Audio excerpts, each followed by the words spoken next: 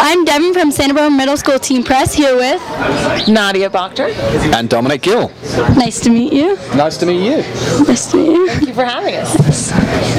The theme of our school this year is the power of story, yours, mine, and ours. What is your story, Dominic Gill? My story? Well, you don't want me to start from the beginning because that would take too long, but I got into filmmaking after riding a tandem bicycle from Alaska to Argentina. Fast forward 5 or 6 years, and I team up with NADIA BOCTOR, and we make lots more cycling films about including people, telling people stories using a bicycle to help do that. And we're here in Telluride at the festival for a film that we produced called Above the Alley, Beneath the Sky, about 2 children in the favelas of Rio de Janeiro in Brazil, learning to rock climb and use the cliffs around their community as a resource and an inspiration. What is your story, Nadia? Well, I'm a California-born girl who became an attorney and decided one day that it would be much more fun to make films when I met Dominic Gill. I was so impressed by his vision of the world, and I thought, that's just the way I like to see things too. So we joined up, and I think it's been a fun, adventurous ride ever since. Out of all the different stories in the world, what made you choose this one? Well, there are, as you rightly say, there are so many stories to tell in the world, and a lot of those stories we come across through friends or contacts or interesting books that we read. In this case, I'm a keen rock climber. I spend a lot of time rock climbing, and a good friend that I met in Los Angeles was also a rock climber. He happened to be the co-founder of this children's climbing program in Rio. So obviously the more we talked, the more we realized there was a story that would really benefit from being told on film, and that I really wanted to tell. So you connected with him and then kind of followed him into what he was interested in, and then filmed it? Exactly. So he told us about the story, and we then decided, as we learned more and more, that following these children in their journey of learning to rock climb would be a very interesting story to tell. And we obviously, you have to wait for an opportunity or look for an opportunity to find funding to do that. Yes. And actually the first opportunity we had was to make a short, what they call spec commercial or speculative commercial for Reebok. What is speculative? A speculative commercial is where you may get a small amount of money to film a commercial that may or may not be used by the brand. That it may be suitable for their messaging, it may not. But they'll give you a small amount of money to go out and shoot it. So we got that money, and we went out to Brazil, and I made a 2-minute short about the project, and over time Nadia and I realized we wanted to turn that into a much longer short film. Yeah.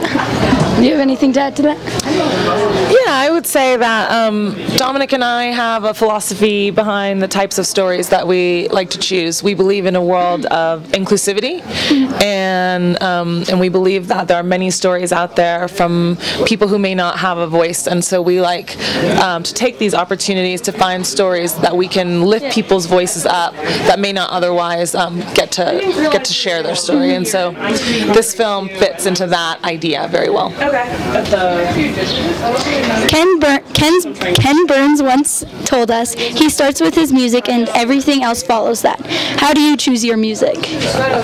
That's an excellent question. Actually, oh, that's great. I never knew that about Ken Burns. Actually, it makes me feel a lot better, because that's how I started making documentaries. But if I'm not very careful, because I love my music, it turns into a music video. And sometimes music can be very distracting from the story. So actually, working with Nadia, she tends to encourage me, because I need to be reminded of this, to actually not introduce the music to a documentary until at least halfway through, so that you're very clear on the messaging and the story to begin with. So the first thing I will do is I will try and ignore any pretty pictures, ignore the beautiful landscapes that we've shot, and take the interviews and the what they call the verite footage of your characters wandering around, interacting interacting with the world around them, and create the hard narrative story first, and then lay images over it where necessary and music under it where necessary. Do you think that's easier than just like starting in with the music? And I think for me it's more effective. I think, like I say, the music can be a little bit distracting, and if you start with the music, you before you really know how your story ties together, for me what that can do is create a mood. Music has mood and feelings. It creates a feeling that perhaps is not the right feeling that you discover in the narrative. Do you want to say anything? No, okay. Yeah. As a videographer, you have to film all sorts of different shots. What are some of the differences you find in shooting cycling, climbing, walking, and surfing? Wow, you really have done your research. All of these things Nadia and I have learned through trial and error. One of the key shots in any of those, with the possible exception of surfing, is what we call the flyby. So setting up a shot on a tripod on the side of your subject and have them cycle, walk, ski, do whatever through the shot. So you have these nice static still images that can form a backbone where necessary to the story. After that, a lot of what's called POV filming, point of view. So if, for instance, someone is walking down the street, you may mimic that walking down the street with the camera so that you have their eye view of the world around them. But the most difficult and maybe the most important kind of filming for all these things is when the person isn't actually doing the activity. That's relatively easy to film. You can set it up, they can cycle around and do it again, or catch another wave. The hardest thing is real spontaneous interaction with people around them, because that's a very difficult thing to fake or redo, because they're not actors, these people. They're just like you and I.